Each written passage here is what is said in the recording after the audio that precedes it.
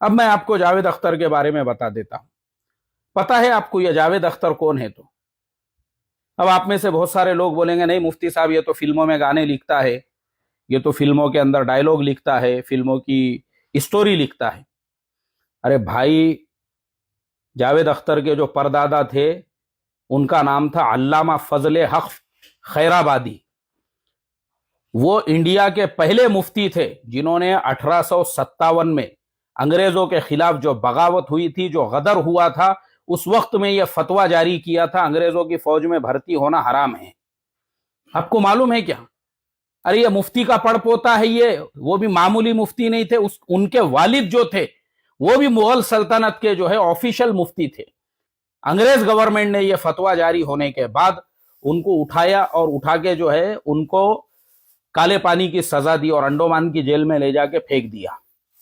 آپ کو میں بتاؤں، میں جا کر آیا ہوں وہاں پہ، وہ کال کوتھڑی میں دیکھ کر آیا ہوں اپنی آنکھوں سے. علامہ فضل حق فاروقی کی، علامہ فضل حق خیرآبادی کو جس کال کوٹھڑی کے اندر جو ہے ڈالا گیا تھا وہ میں میری آنکھوں سے دیکھ کے آیا ہوں. وہاں پہ ان کو پھر انگریزوں نے سولی پہ چڑھایا اور شہید کر دیا. وہ شہید تھے، وہ کون ہیں؟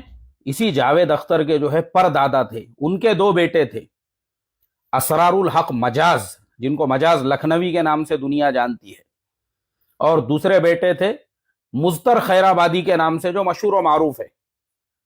پھر ان کے بیٹے پیدا ہوئے جاں نثار اختر. تو یہ جو جاں نثار اختر ہے، یعنی علامہ فضل حق خیرآبادی کی شہادت کے بعد پھر کیسا تھا، اس ملک کے اندر انگریزوں کی حکومت قائم ہو گئی. پھر ان کی جو نسلیں ہیں انہوں نے کمیونسٹوں کے ساتھ میں ہاتھ ملا دیا اور کمیونسٹوں کے خیالات کے اوپر جو ہے پھر وہ آگے بڑھے.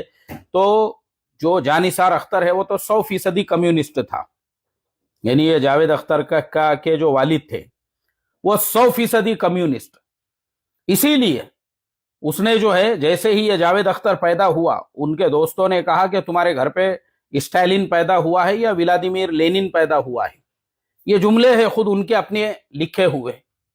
تو وہ خیالات کے لوگ تھے. اسی لیے جاں نثار اختر کے مرنے کے بعد جہاں پہ اس کو دفن کیا گیا، کمیونسٹوں کا جو جھنڈا ہوتا ہے اور کمیونسٹوں کا وہ جو یہ ہوتا ہے ان کا جو آپ نے دیکھے ہوگا نا، کمیونسٹ پارٹی کی ایسی نشانی ہوتی ہے.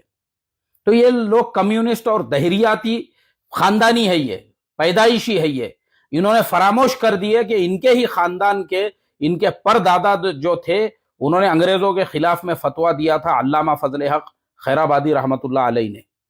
لیکن یہ لوگ بھول گئے ان چیزوں کو.